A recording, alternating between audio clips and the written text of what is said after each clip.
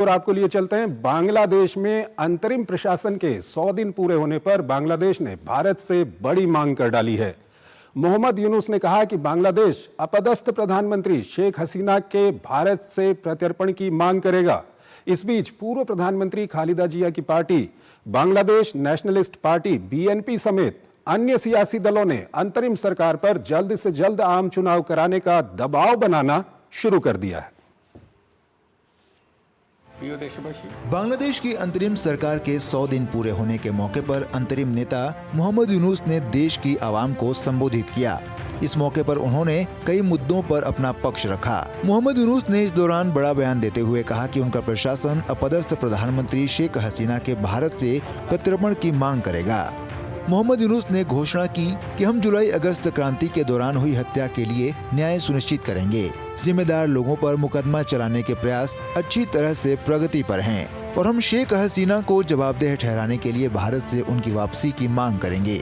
मोहम्मद यूनुस ने साथ ही कहा कि हसीना के सत्ता में रहने के दौरान मानवाधिकारों के उल्लंघनों की जांच की जाएगी।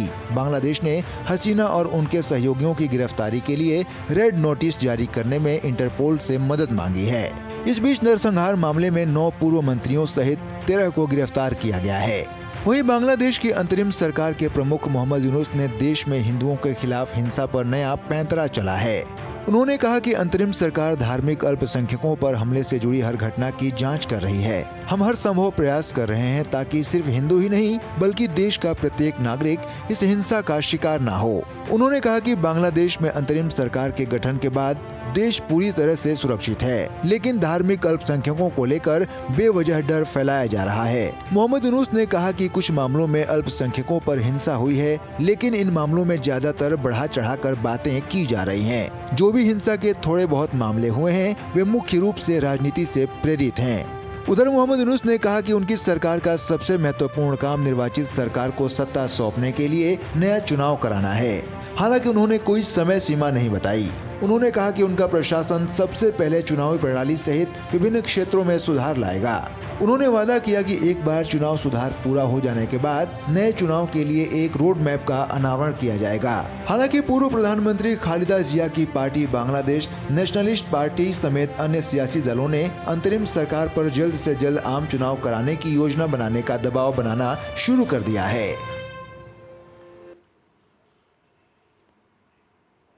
प्रोफेसर स्वर्ण सिंह हमारे साथ जुड़ रहे हैं, विदेश मामलों के विशेषज्ञ हैं, school of international studies JNU. Professor साहब, स्वागत है आपका हमारे इस कार्यक्रम में। पहला सवाल आपसे यही जानना चाहेंगे कि अब बांग्लादेश ने शेख हसीना के प्रत्यर्पण की मांग करने की जो उनकी योजना है उसके बारे में खुलासा किया है, क्या कुछ कहेंगे? ये ठीक है कि उन्होंने अपने भाषण में शेख हसीना के प्रत्यर्पण की बात कही है, और आप ये ध्यान दें कि जितनी भी उन्होंने बातें की हैं उनमें किसी में भी समय सीमा की बात नहीं है, और वो इंटरपोल की सहायता लेने की कोशिश कर रहे हैं। बात यह है कि भारत बांग्लादेश के विकास में सबसे बड़ा साझेदार है, हिस्सेदार है, और इस बात को वहाँ के जो मुख्य सलाहकार हैं डॉक्टर यूनुस वो अच्छे से समझते हैं, और उसके साथ साथ उनके ऊपर राजनीतिक तौर पे बहुत दबाव बनता हुआ नजर आता है। आपको याद होगा कि जमायत इस्लामी का जो छात्र संगठन है, छात्र शिविर, उसकी नेतृत्व में एक तरह से पूरा वहां आंदोलन हुआ था, सरकार में बदलाव आया, और लगातार जमात इस्लामी का जो प्रभाव है, जिनको शेख हसीना बैन करना चाह रही थी, वो बढ़ता हुआ नजर आता है। और उसी के चलते आप एक के बाद एक देख रहे हैं जो पहल हो रही है कि पाकिस्तान और बांग्लादेश के रिश्तों में पूरी तरह से बड़ी तेजी से बदलाव आ रहा है। यहाँ तक कि उनको वीजा फ्री कर दिया है कि आप जाकर इमिग्रेशन पर ही एप्लीकेशन डाल सकते हैं, आपको हाई कमीशन में आने की जरूरत नहीं है। वहां से रक्षा का बहुत सारा जो है चीजें, वो हथियार मुहैया कराए जा रहे हैं, उपकरण मुहैया कराए जा रहे हैं पाकिस्तान से। पहला जो शिपिंग लेन है वो कराची से चिटागोंग शुरू हो गया, मैरीटाइम कनेक्शन। तो ये अचानक जो इतना बड़ा बदलाव आप देखते हैं कि पाकिस्तान के साथ रिश्तों में हो रहा है, जाहिर है कि उससे या तो उसको कारण मान सकते हैं या उसको कंसिक्वेंस भी मान सकते हैं कि अंदरूनी जो माहौल है पॉलिटिक्स का, उसमें जमायत इस्लामी सामने आकर, उसका छात्र शिविर सामने आकर यहाँ तक के छात्र वहाँ पाकिस्तान के हाई कमीशन से लिबरेशन, यानी कि कहीं ना कहीं जो कट्टरपंथी ऑर्गेनाइजेशंस वहां पर हैं उनके एजेंडे पे अब वहां पर काम हो रहा है। दूसरा सवाल ये है सर कि कल जो उन्होंने भाषण दिया है, उन्होंने कहा कि ये अल्पसंख्यकों के साथ जो हिंसा हो रही है, हिंदुओं के साथ हिंसा की हम बात करेंगे, उनका कहना है कि ये प्रोपेगेंडा है, लेकिन पूरी दुनिया देख रही है कि बांग्लादेश में क्या कुछ हो रहा है।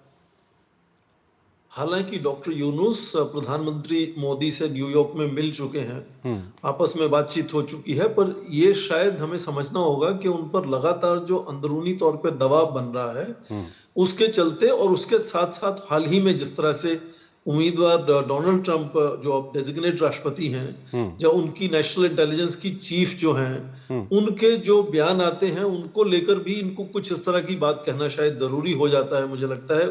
तो दबाव में आकर शायद कुछ ऐसी बात हो सकता है कि कही गई हो। चलिए ठीक है, कहीं ना कहीं दबाव दिखाई दे रहा है। तीसरा सवाल सर, अंतिम सवाल इस विषय पे हम आपसे जानना चाहेंगे।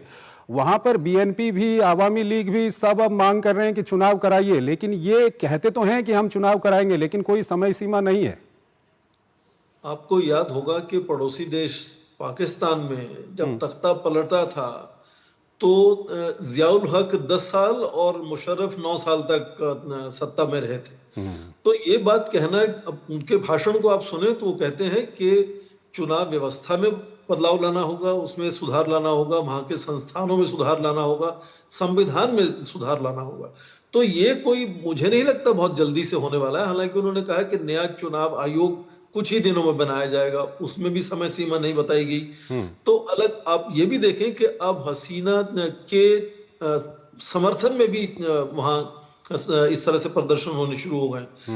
तो दोनों तरफ से उनकी तरफ एक तरह से जो दबाव है वो बनता हुआ नजर आता है, और ज्यादा दबाव जाहिर है कि जो इस्लामिक फोर्सेस हैं उनकी तरफ से है, और उनको इस तरह से कोई बात कहने की मजबूरी हो सकती है। पर मुझे लगता है कि जिस तरह से भारत और बांग्लादेश के सेना अध्यक्षों की बातचीत हाल में हुई थी, और भी मुझे लगता है कि अलग अलग स्तर पर बातचीत होती रहती है। तो ये कुछ चीजें शायद अंदरूनी दबाव में आकर या अंदरूनी कंस्टिट्यूएंसीज को एड्रेस करने के लिए कभी कभी कहनी पड़ती हैं, और वो कह रहे हैं। और उसके अलावा उनके ऊपर अब व्यक्तिगत तौर पर कितने लांछन लगने शुरू हो गए। जो कुछ नए सलाहकार उन्होंने अभी अभी नियुक्त किए हैं, उन पर एक के बाद मीडिया में बातें उछल कर सामने आ रही हैं।